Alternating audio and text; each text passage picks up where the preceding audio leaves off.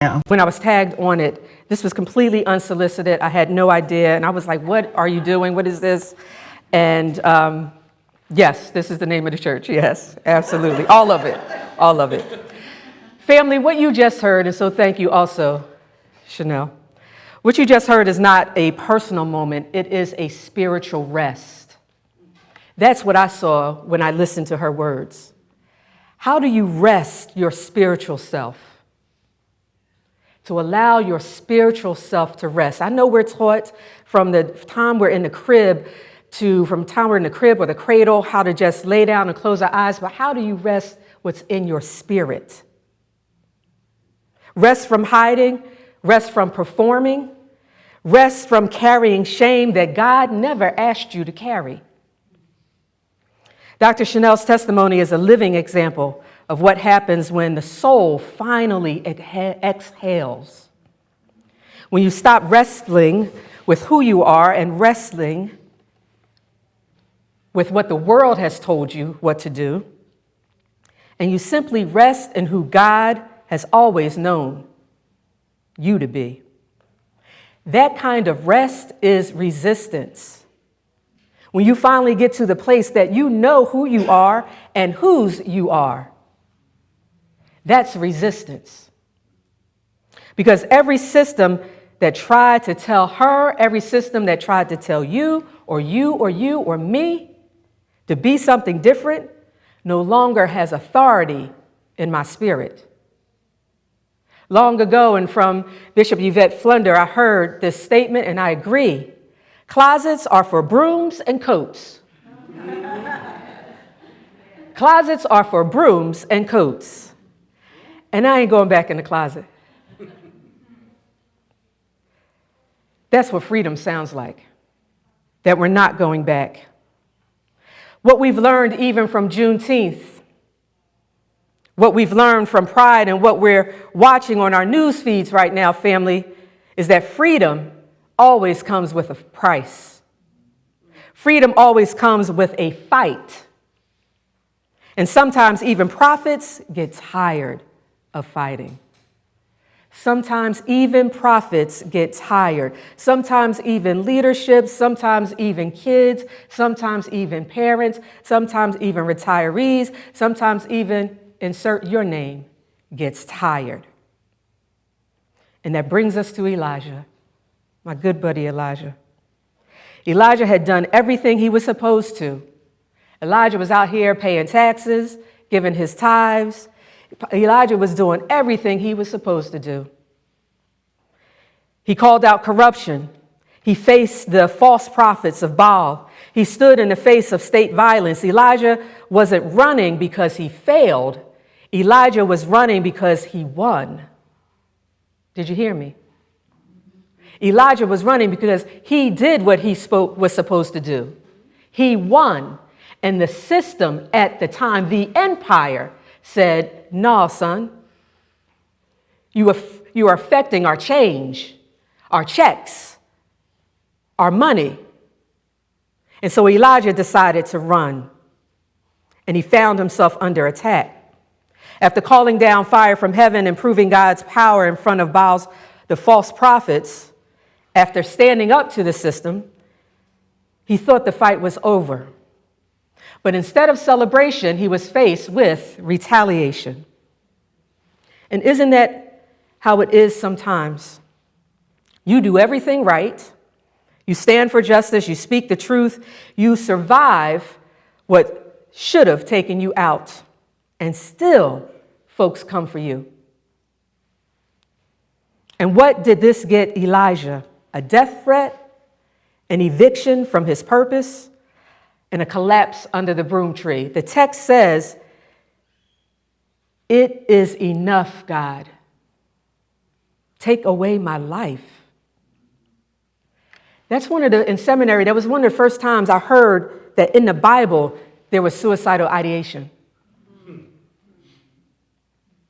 First time that that's in the Bible, that Elijah says, it's verse 4. "I've had enough. Take my life." And I know that some of us have prayed those similar prayers. This is too much. This diagnosis, these bills, these kids, these spouse, this world is too much, dear God. I know my prayer sometimes is, Jesus, you can come right now. Right now is fine. It's good. The good news, family, is that God can handle our exhaustion. God can handle all that we put out. And your fatigue, your tiredness is not failure. Just because you want to go lay down does not mean that you failed. Just because you want to lie underneath a broom tree or climb in a cave does not mean you failed. Elijah's story is not just about one person hiding under a tree. It's a story of what happens when you stand against systems that are bigger than you.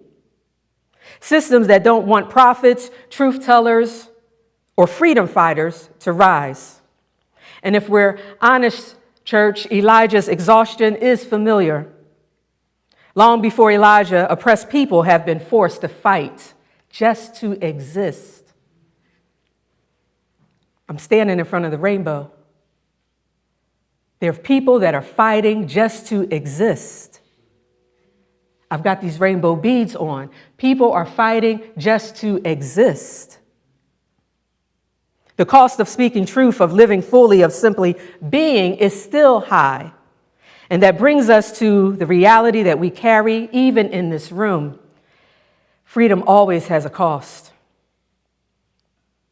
Juneteenth reminds us freedom for Black folks came late. That was the cost of that freedom. It came late and under duress. Even after emancipation, the systems were still adapted, like Jim Crow, like redlining, police violence, voter suppression, and economic exclusion. Pride reminds us that freedom for LGBTQ plus folks is always under review. Even as we wave flags and banners, legislation rises to erase trans bodies, queer families, queer affirming churches, as if a drag brunch is going to go bomb a country.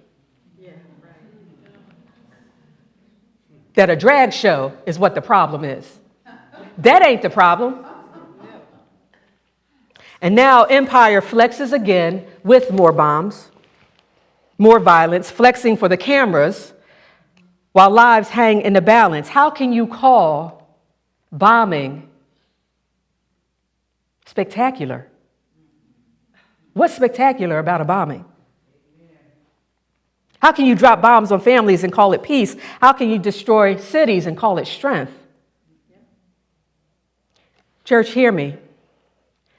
When power boasts about its ability to destroy, it's revealing its weakness, not its strength.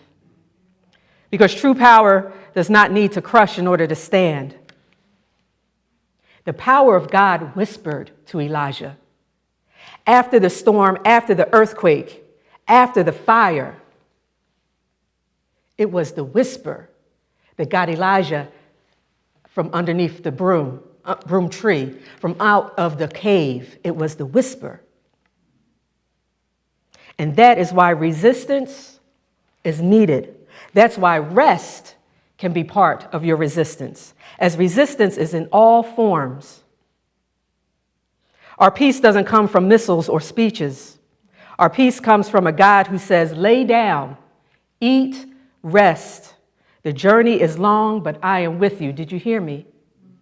Eat, rest, and go take your behind to bed. Turn off the TV, put down the laptop, put down your phone, take your behind to bed and rest. That is resistance. I had to do it too. Because you know, there's an actual term where you have, it's media porn, where you're just looking and you're consuming and you just want to look. And I was going from CNN to MSNBC to Fox to see what they were saying to this. I went through all the letters. And I realized, and I blinked, and it was 11:30 at night. And I remembered I had already put the kids to bed. That was at 9. And here it is, 11:30. What was poured into my ear gates, what was poured into my eye gates, They had that control at that time. And so what I did, you know what this is, right? Yeah, turned it off. And took my behind to bed. Because rest is resistance. Rest is resistance. God is with us in all of this. And like Elijah, many of us collapse under that weight. But God knew Elijah's breaking point. God knew Elijah's breaking point. Tricia Hersey, she's the author of this book, Rest is Resistance, a manifesto. She says that we are not machines. We're divine. Rest disrupts capitalism, white supremacy, and patriarchy. And I would add it also disrupts empire, because exhausted people are easier to control. Exhausted people are easier to control. That's the whole purpose of the bombardment.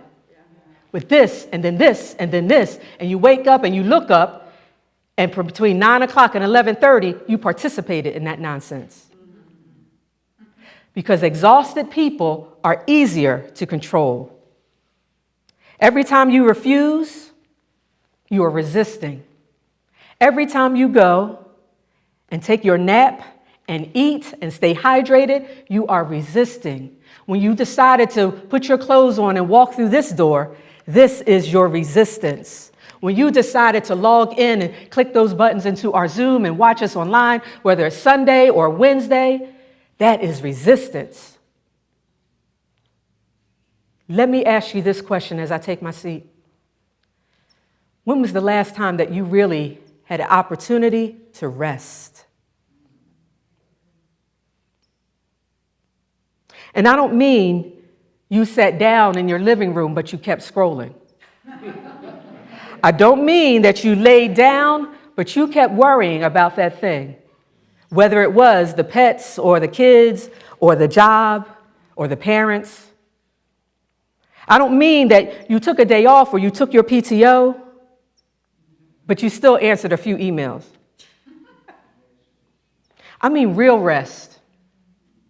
That deep, wholly knocked out, drooling on the pillow, snoring so loud the kids close your door type of rest. When was the last time you had the opportunity to have your spiritual self rest? Not a break, not a quick breather, but a full-on stop. A complete surrender. Because sometimes I imagine that there's angels saying, get up and eat, drink something, and go back to sleep. Everybody ever have a grandmother like that?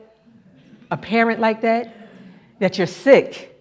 They hear you snotting and sneezing. Maybe they brought you some crackers and some ginger ale, because you know that cures the world. Some saltines and some ginger ale. That's the cure for everything. And you get that saltines and that ginger ale, and that loved one gives that to you and says, now lay back down. They don't give you the saltines and the ginger ale and say, all right, the dishes are here. No. Here's your saltines and your ginger ale, and lay yourself back down.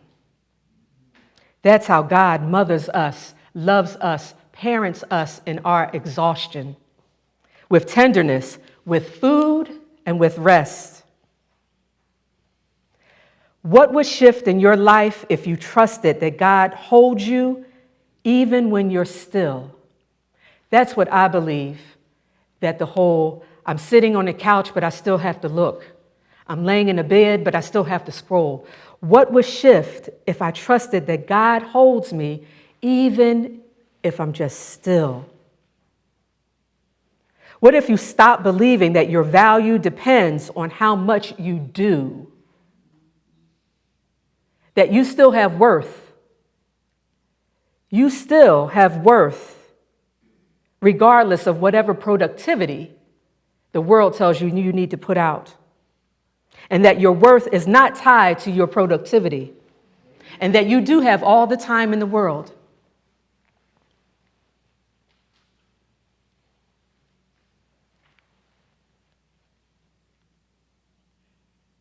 because it's Sunday and we do this only once a week. I know some of y'all don't see each other but once a week.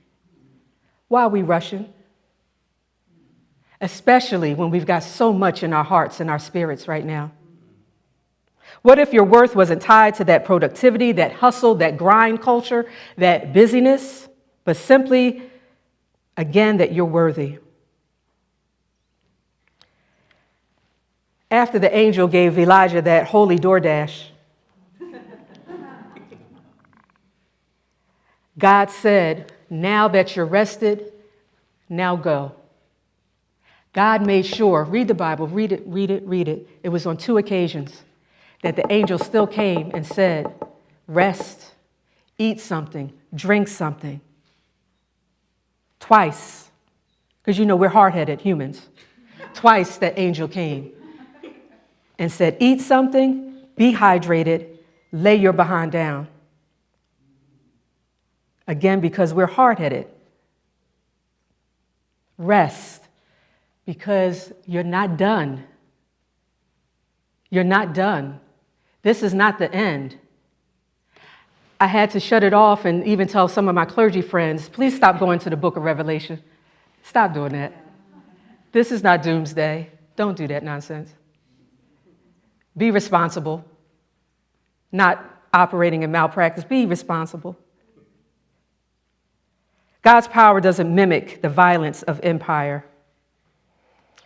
Beloved, bombs fall, courts rule, laws strip rights, and churches even sometimes close doors. But hear me. Our resistance is not just in our protests. Our resistance is also in our resting. Our refusal to burn ourselves up for a system that never loved us is dead. And even as empire flexes, God remains unbothered, unshaken, and unfailing in God's love. God's whisper isn't far off. And no matter what empire does, rise, fall, or flex, God's whisper will still find you. To God be the glory.